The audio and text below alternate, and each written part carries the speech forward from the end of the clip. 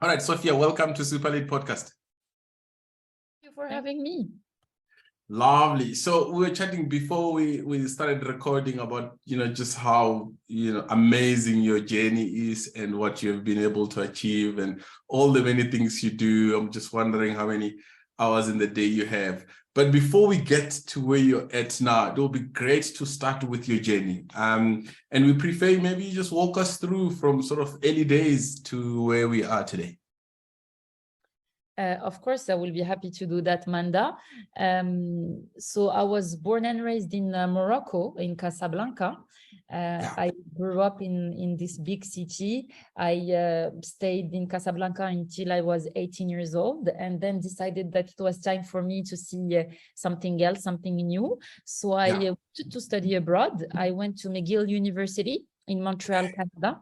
So moved from sunny days to very cold winters. When I was at McGill University, I was studying civil engineering. So I did a bachelor there, worked through a few internships, realized that engineering was not for me, and decided to pursue my studies. And I did a master's in management at ESCP Europe, which is a school in Paris, France. I worked at the same time. So I was doing kind of what we call an apprenticeship. So working 3 days per week and going 2 days to school. And I worked investment banking at BNP Paribas. And when I did my studies in France, I felt like it was time for me to go back home and give back a little bit to the African continent. And that's when I joined McKinsey as a strategy consultant, where I worked for 4 years. Traveled a lot across Africa. So Nigeria, Senegal, Cote d'Ivoire, Morocco, Tunisia, South Africa. Realized that there was a real pain point in the consumer goods industry, and then decided to co-found Chari. Okay. So, we're chatting about both of us worked at McKinsey, I guess, at some point in our careers. I'm just curious, maybe 2 or 3 things you took out of that consulting experience that still serve you well today, even as an entrepreneur. Sure. So to tell you the truth, Maanda, I started working at McKinsey because I always knew that I wanted to become an entrepreneur, but I felt like it was not the right time for me. And McKinsey was a good way for me to, go to this great company where I would meet a lot of amazing people, work on great projects, and, try to disrupt a little bit what is going on the continent. And that's honestly what I felt like I got out of McKinsey. So a few things that I learned there. First was, at McKinsey, when you're a consultant, very early on, you're exposed to C-levels or, public institutions with people people working at very high levels. So I think that very early on, I had that kind of exposure that pushed me to be able to quickly adapt, learn a new industry, learn about a new geography, and thus feel like, you can be able to speak about anything and analyze any kind of thing. The second interesting fact that I got out of McKinsey was I felt like I was capable of working very long hours, and I had So I had been trained to run several marathons at the same time. And when you become an entrepreneur, you think that you will work less than when you are at McKinsey, but actually you work more. But that's fine because you've been trained before, right? You've been trained. And last but not least, what I got out of McKinsey is meeting some amazing people who are still working at the firm or who have left to work in the private/public sectors or become entrepreneurs. So you build an amazing network of people scattered across the world and who are brilliant people.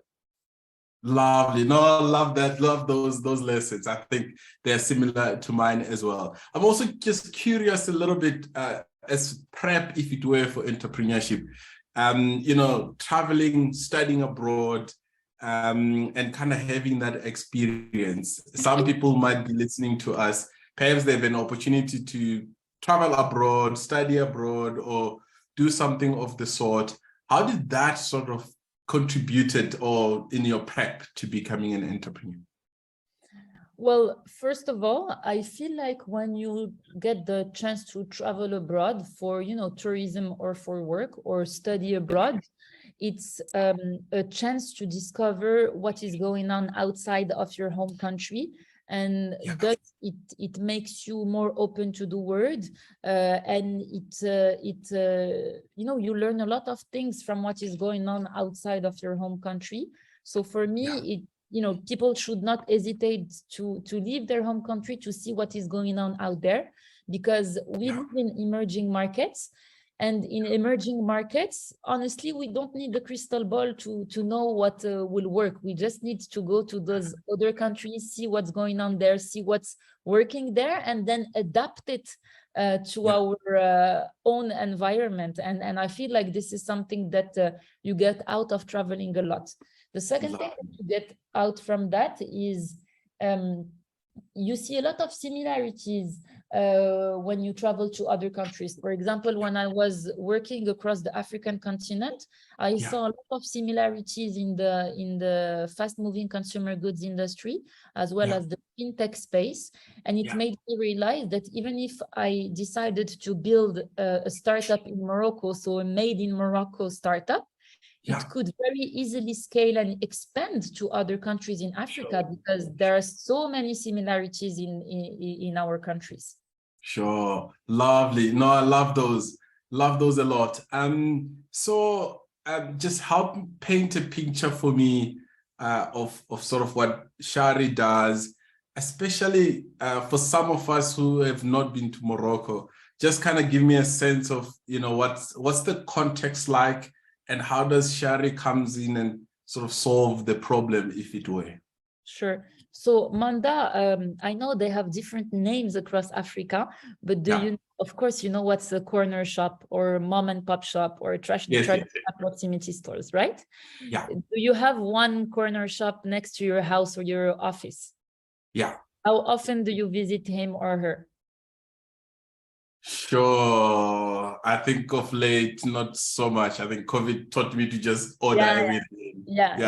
Sure. But what I realized is that those corner shop, in Africa, they represent more than 85% of the fast-moving consumer goods industry, meaning that most of the population visit them every other day whenever they need something for their house or for their offices. They are part of our communities. They are part of our daily lives, because they know what we buy. They know what we need. They know when we can pay them. Sometimes they even give us some micro loans in order to be able to afford for stuff that we need to eat tomorrow. And these guys, they're impressive, because across the whole continent, they are one-man shows doing everything by themselves, buying inventory, handling their stock, dealing with customers that get in, etc. And these guys, they face the competition coming from the modern trade. So the big Walmarts, for example, they kill those small mom and pop shops. What's Chari? It's basically a central purchasing body for these traditional proximity stores. We help them fight the competition coming from the modern trade by being the one-stop shop, allowing them to order any consumer goods they sell and get delivered for free on the next day, while benefiting from different types of financial services like payment facilities or microcredit. So the idea with Chari is to try to have a social and economic impact to help these guys fight the competition coming from the modern trade and keep existing in the next decades, and not only keep existing by doing what they do today, but by gaining more revenues through financial services and helping their own clients become financially included. So Chari was founded in January 2020. We started with Morocco only. Today, we have operations in Tunisia, Côte d'Ivoire, and Morocco. And the idea is to become a B2B e-commerce with a blended fintech app in other French-speaking African countries. Lovely. Wait, so you start 1 January 2020, and then about 3 months from there, we were thrown into this temple. 3 years. 2020, we are in 2023 now. But also you had to face down COVID, right? as a new company setting up with big ambitions and then lockdowns, how did you sort of first mentally sort of navigate those storms and more practically sort of build the business for 3 years, all of it under COVID? Yeah, so to tell you the truth, we are one of those companies that benefited from COVID. Why? Because you said it earlier. You said with COVID, I've learned to like buy online, get delivered, etc. It's exactly the same for those mom and pop shops. They used to have very traditional ways of procuring inventory for their shops. And now they have this option, they have this digital option on a push model. Whenever they need something, they can ask for it rather than waiting for someone to bring it or having to close their shop and go get it. They have this app that whenever they have some free time, they can order what they need. So it's the same for the same thing that happened to you. This switch of mindset is happening with mom and pop shops. They're moving from a very traditional way of procuring inventory and getting access to financial services to a digital one, because COVID made us realize that one, it's more convenient, two, it can be cheaper, and three, it just makes your life easier. Yes. No, that's fantastic. And what are some of the, sort of more nuanced success stories? Now, I hear the sort of the expansion. I just wonder, some of the mom and pops who kind of say, hey, this is what used to happen and look what happens now. Some of those what you call them, some of those impact stories, if it were. Of course. So first of all, we have some people who reach out to us to tell us that their life has been made much easier. These mom and pop shops, they usually work from 7 to 11 p.m. So they have very long working hours because there's so much to do. And most of the time they need to close the shop and go get their goods. So it takes time. And two, it's a missed opportunity to make sales with other clients. So we make their life easier. Two, we improve their revenue because they're basically staying at their shop now. They don't need to leave and go get some goods. And three, some of them were never financially included. They never had access to any kind of financial services. And we started offering payment facility in a closed loop. So they feel like they are being supported now, and that their business, we are helping their business grow faster than what they would have expected. Lovely. So just tell me a little bit more about this financial piece. So how does the payment methods or structure support them? Sure. So we started by doing that in a closed loop. We have recently acquired a banking license to allow us to do that in an open loop. And we are focusing with Morocco first. So in Morocco, the mobile wallet has not picked up yet, as opposed to other countries in Africa, like South Africa, Kenya, where there are like big players implemented for a few years now, like M-Pesa. So the idea is to try to duplicate those success stories in Morocco through our own story. How? Well, basically, you need first a payment license to be able to offer payment facilities or peer-to-peer transfer or mobile top-up, etc., through mobile wallets. And second, you also need the credit license in order to be able to offer microcredit to your clients and their end clients at some point. The idea is to use our e-commerce vertical to use our clients to tell them, listen, guys, today you're only buying goods from us, but tomorrow you can benefit from all of these services, and all of these services will help you be financially included, and it's gonna make it easier for you to be in the system. For example, instead of paying your utility bills by walking to the local utility place and waiting for hours to pay your bill, just use your phone and pay your bill in less than a minute. Lovely. So these are the kind of services that we hope to offer to our clients who are mom and pop shops, and at some point to their end clients who are basically end consumers like you and I. Stunning. So now tell me the unit economics for Chari. So you're sort of procuring in bulk, I imagine, and then your customers buy from you, or you're not involved in the Yeah, you're not storing any of this inventory. So very good question. So basically, we have two verticals, right? E-commerce and embedded fintech. So I'm going to tell you about the business model of each one of them. The first vertical, which is e-commerce, it's basically a buy and sell model. So we buy goods from FMCG suppliers, we stock them in our own warehouses, and then we deliver an order whenever we have a traditional proximity store that orders something from us. So we need to buy the goods, stock them, and resell them. We are not a marketplace because unfortunately we can't do that yet in the countries we are operating, but hopefully at some point we will get there. And we basically make a margin out of each good we sell. So we're buying, for example, a bottle of water at $1 and selling it back at $1.1. And this is how we make revenue. And the second vertical, which is financial services, it's basically a fee perceived out of each transaction done through our wallets. Lovely, love the model. I am told you were also part of the Y Combinator. And I'm just curious about these incubations or these structures. You know, how did that serve you to kind of prepare you well, and what are some of the things that you take from that experience?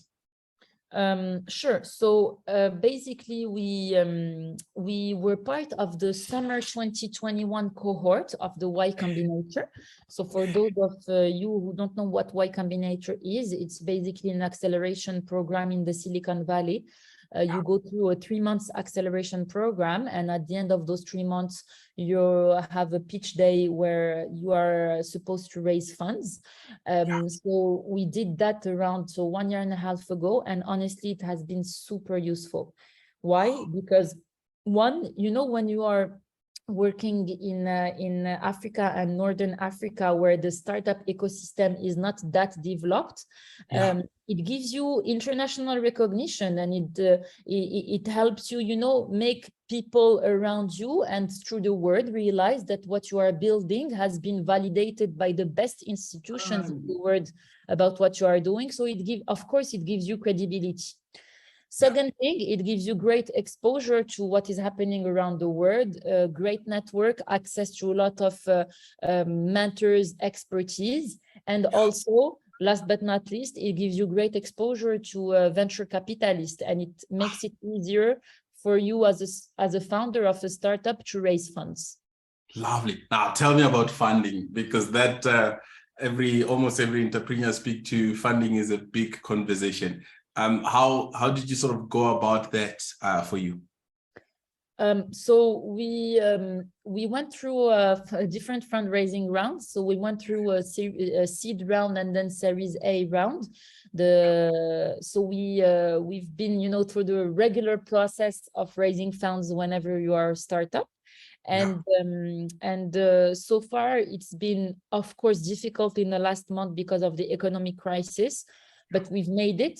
We're happy that we've made it. We had the chance to have, you know, like some great people believing in our project from day one, some great VCs that became friends and that motivated us to push further. Also some great programs like Y Combinator that helped us raise funds and get some recognition and great exposure. And I think this is how we managed to succeed. Okay, and if you're to advise someone who's battling to raise money, especially for seed funding, because there's pretty much still just have an idea to a very large extent and not a lot of track record. So what is the question? If I had to... someone is battling to raise money, what could you advise them to sort of consider doing? Yeah. Especially at the early stage. Yeah, so first, what I would advise is, you know, fundraising is something that you need to prepare and that you need to get ready for. So one, make sure that you know how to pitch. Your elevator pitch is important. The presentation of the elevator pitch is important. The first time I showed the VC my first elevator pitch, I was lucky enough to have a very nice person in front of me who told me, listen, this is not going to work. I'm going to show you how to do it. So make sure that you have people looking at your pitch and that you have people telling yes, this is great, or you should do better. Second, make sure to activate the right network. So ask people you have worked with, friends you know, friends of friends, to have a look at your pitch, listen to what you have to say, and give you their feedback on what you are trying to do. And once you are ready, and only once you are ready, so and then you can start pitching like important VCs that could put some funds into your company. But my advice is, you don't raise the money just like that. You need to really prepare for it to be able to do so. Sure, that's awesome. That's great advice. I'm curious about, when I speak to entrepreneurs who are doing a lot of work in the tech space, they often lament that they're battling to find tech talent in our continent. I'm wondering how you were able to navigate this, or how you are navigating this. That's true. I mean, this is something that is the case, I think, in every country of the world. There is clearly a scarcity of tech talents globally. So there is much more demand than offer on the market. But in Morocco, to tell you the truth, we have the chance to have great engineering schools and to have very high potentials. The thing that we are struggling with in Morocco specifically is not recruiting people, it's retention. So we manage to recruit people, but then these people, after a few months or a few years, they end up finding work most of the time in Europe, because we speak French, so it's easier to go to France, for example, or North America, in Canada. So a lot of our great brains leave the country to go work to Europe or Canada, because the incentives are much higher there, and it makes more sense for them. So for us, the great challenge today is retention. We've really thought about this topic. We've found some ways to try to retain our talents. So you can do it by making them feel part of the adventure, making them feel part of the family, giving some ESOP, like some shares in your company. But this topic, I think, is always going to be on the table when we think about tech talents in Africa. For me, the great challenge is retention. Sure. No, that I can relate to. And now, with that talent, you have worked with many leaders of, big corporations and public sector, etc. And now, as you lead as an entrepreneur, what have you sort of learned in the 3 years that you might say, hey, here now, I think sort of my toolkit, if it were to lead well as an entrepreneur? 3 or 4 things that sort of make you succeed in this entrepreneurship journey. I think this is a very hard one. I've never really thought about it, but the first thing that comes to my mind is, when you build a company, you build something based on a vision, and you build your strategy and then deploy it based on this vision and strategy. The first thing that you need to make sure is to make sure that people understand where you are going, to make sure that people understand what's your vision, and to embark them on that vision. You're not only giving them daily or operational tasks, but they understand why they do this, and so they understand the big picture. So it's important to take the time to communicate with your management, and then people underneath the management about the vision, where we are going, so that they are driven by a purpose and not only by a simple job. The first thing that comes to my mind. And the second thing that comes to my mind is, to always have your door open. It's not because you're the founder, the CEO, or the COO that people cannot come knock to your door and tell you about an issue they have, or tell you about something they think we could improve. Anyone in your company should be able to push the door of your office and speak up to you. Lovely. No, I love those two. I think we might be able to stop at the top of the hour. So love those two. Lost my train of thought. So we ask, as we wrap up, because time is kind of going super fast, as we wrap up, we ask our guests these two questions. One is, if you could give our listeners a challenge, any challenge that, hey, after listening to us, inspired as you are, I want to challenge you to start doing this or stop doing that or consider something. That's one, a challenge. Number two, if you can recommend a book or two that that perhaps our listeners can go and continue to learn from. For me, there are two things that I like to share when people tell me, like, if you could speak a little bit about yourself and share some advices. The two things that I tell people is, if you want to become an entrepreneur, first believe in what you want to build and make sure to dream big, but also make sure to work hard in order to make your dreams come true. And for me, this is very important. There is no success without a lot of work behind it, work from yourself, but also work from the teams that help you get where you want to get.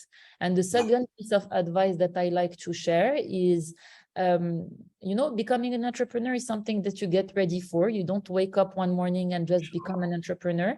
You need to prepare your idea, think about how you are going to deploy it, and make sure that you're ready for the roller coaster that is ahead of you. Lovely. I want to follow up just a bit on this hard work.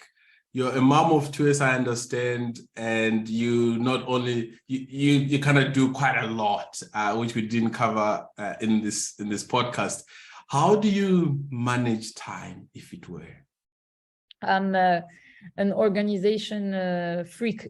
I have a tool that help me organize my days by every 30 minutes is scheduled in my calendar. Sure.